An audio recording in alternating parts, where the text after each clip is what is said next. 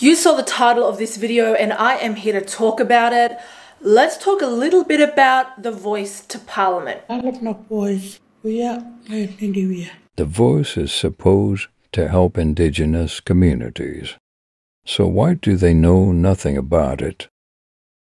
voice to Parliament and I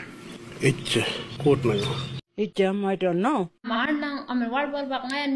Voice to Parliament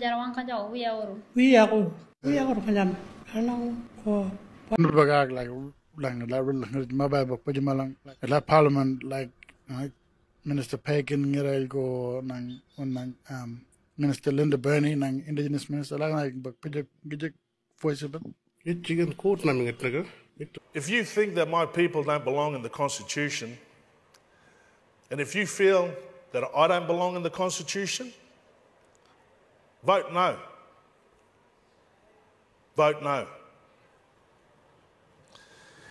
If you think I shouldn't be afforded the same opportunities that you've been afforded, then simply vote no. We are the poorest, most impoverished people in this country. My life expectancy is 8 years less than yours. 8 years you'll get with your families that I won't get with mine. My people are 300% more likely to take their own lives. And that's a stat that hits home for me very personally. I can tell you that. I am the 0.1% of the success that gets through. Do not hold my people beholden to that success you see in front of you. I don't have the luxury to turn it off and on like a light. Right now, I have relatives who are homeless, impoverished, who lack opportunity, who are incarcerated, and who do not have access to services and housing. These are my people. These are my family members. These are the ones that call me for me to help them. I do what I can, but I can't do it all. The system needs to change, and through the voice, the system can change. It's offering improvement. Is it perfect? Absolutely not. But will it be an improvement on the status quo? Yes.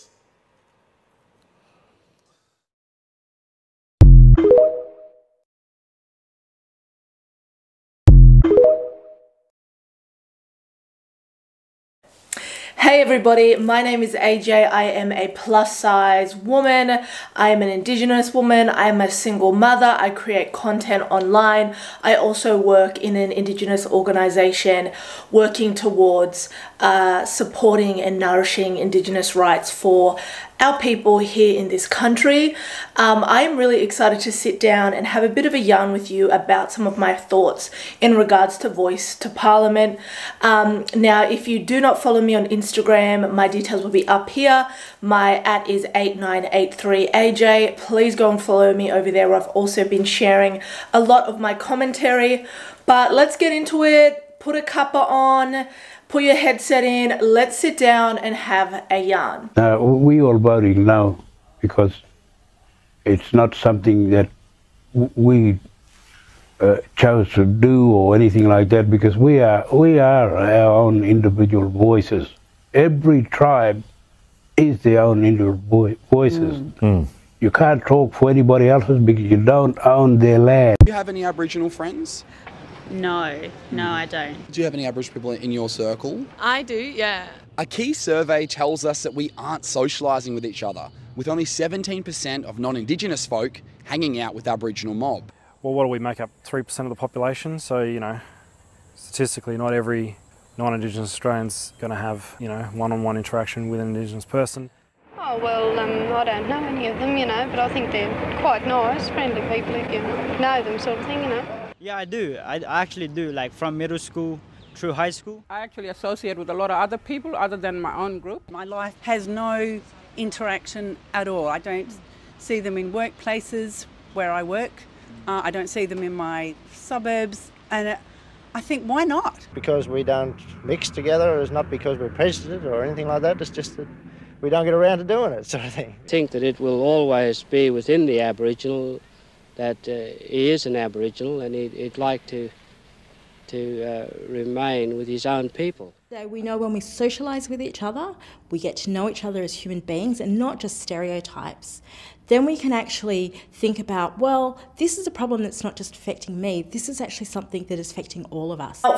At the beginning of this process, when things started to really become popular in the media, I made a promise to myself that I wouldn't get involved in regards to this specific moment in our history. It's been really triggering and really tough for me as an Indigenous woman.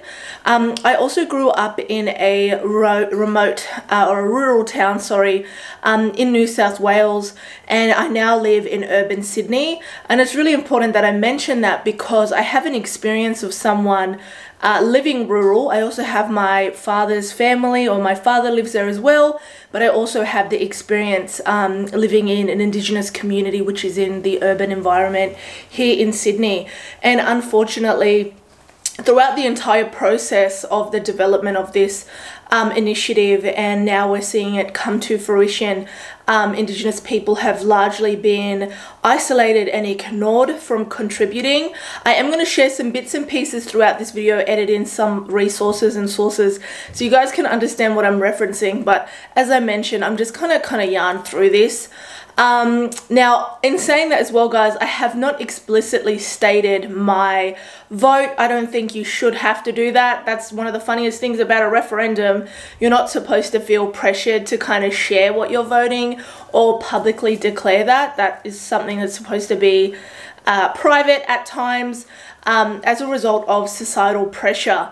But that's been the opposite. I really feel like, unfortunately, on both sides, the yes and no campaign. The idea that the people who stole this land and then those who have directly benefited from it are now going to a referendum to think about recognising the people who they stole it off is insane. What do you say to those who say that this is a step in that journey of a rights agenda? It's not, and we don't have time. 235 years plus of brutal subjugation, this go slow incremental change is killing us. I don't want to take a small step in quicksand with my feet tied together. I want to lift us up out of it. I want to dream and remember what it is like to live freely, autonomously, independent.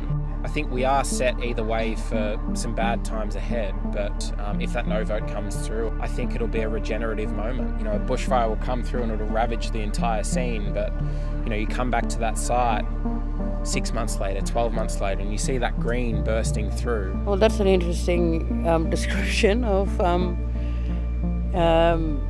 what things could look like. And of course, country does regenerate after a bushfire. We must remind ourselves that this has been a journey. This call has come from decades upon decades of so many Indigenous leaders, and we have had some of our best minds, Indigenous and non-Indigenous people, contributing to that. We have this great opportunity. We are capable of getting it right now. So I'd like to think that we can address this now in our generation and not leave it for our children and grandchildren to struggle. And I think I do want to speak about that in that video because unfortunately, Indigenous people, our trauma and our experiences, the things that we've lived through, but also importantly, the trauma of what our ancestors have lived through has really become collateral in this. The levels of racial violence and the levels of racial degradation, they are just so high. It is so dangerous. We feel so unsafe in the flesh, in social media, on social media, sorry. There's just a real sense of intensity. And our government, you know, has totally been unprepared for this. Our government hasn't offered or had any plan in regards to supporting Indigenous people, our mental health, supporting us through this process. And also importantly after it, you know, what is going to happen to our experience after this referendum, irregardless of the vote, how we expected to process the trauma and the abuse that we've seen in this country. One of my followers actually commented that this is like January 26 on steroids, and I definitely agree. all of us as Indigenous people, the months that lead up to January 26, we start to feel a mixture of emotions, but importantly, we are aware of the racial degradation and the usual rhetoric that comes around that. But unfortunately, in particular, this referendum has brought out the lowest of lows, and that has just been captured across the board. Also interesting, it's been fascinating to see the role of media in this as well, and the caricatures and the depictions of Indigenous people that they've been portraying. In particular, really recognising what Latrell Mitchell has been going through. He is an incredible brother who throughout the year is racially vilified, but I feel like in particular with the focus on Indigenous rights and Indigenous issues at the moment, his onslaught again of degradation, I believe, is racially fueled from a lot of this toxicity that is happening right now. And also, I'm not in high school, I'm not at school right now, but I cannot imagine the experience of our youth right now and what they're enduring in these school spaces. Also, even professionally, you know, working in various service sectors, what's it like for Indigenous people in these spaces and some of the language that's being used? And also importantly, for our allies that are in these spaces and having to hear this rhetoric quite often from their own family members as well, it's really toxic and really dangerous. And I would like to make a point as well for the youth and our young people in general of all races and all background. This racism and degradation that we're experiencing is over 200 years old, but unfortunately our children are listening and watching, and for many non-Indigenous children, they will be learning, they will be absorbing, and then they will also be contributing to spitting this hatred and degradation as it's been completely normalized. And our government has a responsibility when holding something as large and as pinnacle as a referendum to have those supports readily available. Indigenous people and our communities are already so vulnerable. We're already so exhausted dealing with what we have to deal with 365 days a year. And our government is well aware of this. It's captured in an array of data. You know, when you're looking at the Bringing Them Home report, we're looking at the, Black Deaths in Custody. We look at the Closing the Gap initiative, all these really pinnacle and imperative, vital pieces of work in regards to Indigenous people and our plight in this country. But our government has completely, again, ignored these contributions, completely ignored these data sets and what they mean for us in our reality in our society. Now, another really interesting point is, I'm going to chuck some footage in here, but recently at a Yes campaign, we saw people chanting Aussie, Aussie, Aussie, yes, yes, yes. So it was really interesting, this display of nationalism at these Yes campaigns, and it really does speak between a disconnection and a dissonance between many people who are voting yes and many people who claim that they're allies, and really understanding how that is offensive to many Indigenous people and most importantly really inappropriate at a moment like this. And I'll be voting no to this disastrous idea of giving us no power. Just because you got your cave paintings and your dream time and you have this connection with the land, what about my connection with this land? What about the farmers? This change to the Constitution does not impact our sovereignty, my sovereignty, and I would not be standing up here in support of this bill if I had any doubt in my mind that it would. We will be further divided throughout this campaign. And if the yes vote is successful, we will be divided forever. Race is already in the Constitution.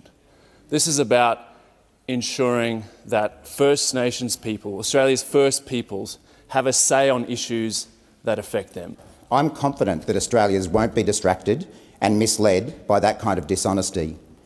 I'm confident that Australians will respond with the honesty, generosity and belief in a fair go that we are known for around the world. Australia's Constitution is our most important legal document. Every single word can be open to interpretation. The voice is four things. It's risky, it's unknown, it's divisive and it's permanent. Say yes for our country.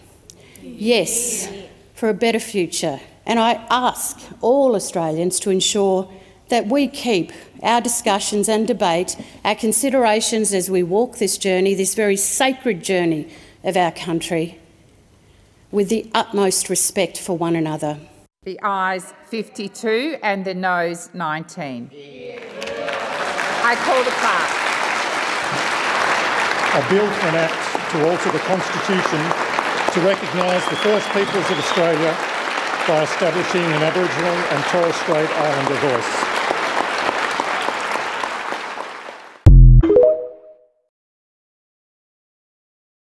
That chant is something that's used predominantly at sporting events. It's definitely not appropriate for something like a referendum vote, and in particular when so many Indigenous people are really dealing with this racial onslaught. Talk again about what I was mentioning with the extremism that we're seeing, you know, the yes campaign and the no campaign equally. You know, we're seeing politicians like Jacinta Price come out and just spew this really dangerous and, again, toxic rhetoric. But it's fascinating as well how these nobodies are using this as an opportunity to voice their opinions. There's been a few different TikTok accounts that I've seen completely blow up over the last several weeks, sharing these really, you know, radical views around Indigenous people and how we just have everything great in this country and we should be happy and yada, yada, yada. It's fascinating how these nobodies are using this moment to kind of spotlight themselves and get really endorsed and supported by this, you know, radicalist views in Australia, which unfortunately for so long have been prevalent, but also importantly in more contemporary society, their voices are just completely irrelevant to many contemporary discourses. But it's been fascinating, the clout chasing and using this no campaign to get a few views and get a few reactions. And I think that is something as well on this journey that I've been trying to reflect on, is that really this says nothing about us as Indigenous people, but it speaks more to Australia. This entire vote, this entire process, the actual fact that non-Indigenous people are voting on something that impacts me and my child and it has nothing to do with them is absolutely mind-boggling. But nonetheless, here we are. But as I mentioned, hearing the horrific contributions from Australia, even like I mentioned at the Yes rally, non-Indigenous people believing that they know what's best for us in this really weird paternalistic perspective, has been a really eye-opening experience for me and a reminder that this country still has so far to go. I'm as equally excited to see what the results are for the yes and no, this referendum in general. I'm really excited to see the contributions of the states and what that means, but also importantly, I'm really intrigued to see what our government does after this, what we do as a society, what we do as a country after this referendum, because I think that speaks just as much as to what the result is. But again, unfortunately, there's been no reflections of our government's, you know, treatment of Indigenous people. Again, reflecting on those really key bodies of work, such as the Closing the Gap targets and the fact that they're failing, or looking at the black deaths in custody more contemporarily, or the housing crisis, or the fact that Indigenous communities, many of them throughout this country, don't even have access to clean drinking water. Many of our communities don't have birthing units, so pregnant women and their families are required, you know, to travel hundreds of kilometres away. There's been no reflections on the realities of the lives that we live throughout this campaign, and the gaze has been completely turned towards palatable characteristics, and importantly the gaze of non-Indigenous people and largely those that are white. So I think after this referendum, I won't be surprised if the government and the campaign in itself really leads a similar path. But also importantly, there's been no discussions of what will happen after. We don't know what's going to happen after, if a yes is passed or a no. There's been no discussions, there's been no community engagement. For non-Indigenous people and Indigenous people, we're completely disillusioned throughout this whole entire process. I do plan on continuing to create content and keep you guys kind of updated, but I thought this would be a really important moment to kind of sit down and let you guys know who I am and a bit about my perspective. And importantly, guys, I am just portraying a critical lens in regards to this referendum, and I'm providing the reality of what's happening for us as Indigenous people, and the fact that we have become collateral. Our trauma has become collateral, and our government put no sanctions in, no regulations around our public declaration and abuse. this, but why would our government do that when they have been doing so, the exact same thing, for over 200 years?